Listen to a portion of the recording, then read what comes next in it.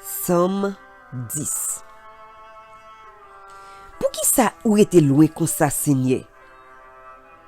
Pour qui ça ou caché corps comme ça les nous nan ka? Méchant a gonflé l'estomac li, la persécuté malheureux yo. C'est pour pied le prendre en pelle lui-même li tan nan.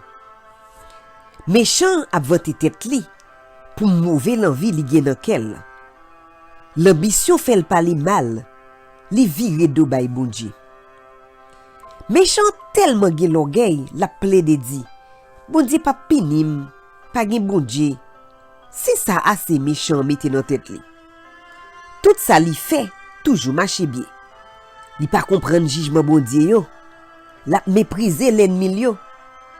La dit dans quel rien pas ka branem. Moi pas jamais nan problème. Toute parole li c'est madichon, c'est menti, c'est tromper moun. Li chaud comme ça pour parler moun mal, pour dire yo gros mots. Li cache kol dans ti bouk yo, la paraît tan innocent yo pour touyer yo en cachette. La veille moun qui sans défense. Li embisque kol tant kou yon lion dans cachette li.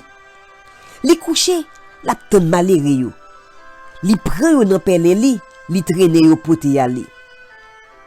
Li baissé, li coupe kol, malere yo tombe nan mel. Méchant dit nan kel, bon Dieu pas occupé bagay comme ça, li fait mejil, li pas jam wem. Levez non Seigneur, vini sauver moi, bon Dieu, pas oublier moun y a pesé yo. Qui jan méchant fait à mépriser bon Dieu, jouk pour li di nan kel, li pas pini moi. Mais ou marqué tout bagay. Ou connaît souffrance ak la peine les hommes. Ou toujours paré pour aider yo. Moun qui sans défense yo, c'est nan men yo lage cause yo. Parce que ou toujours aider moun qui sans papa. Krasé pouvoir méchant yo. Pouvoir moun ka fait mal yo. Fait yo rendre compte pour ça yo fait.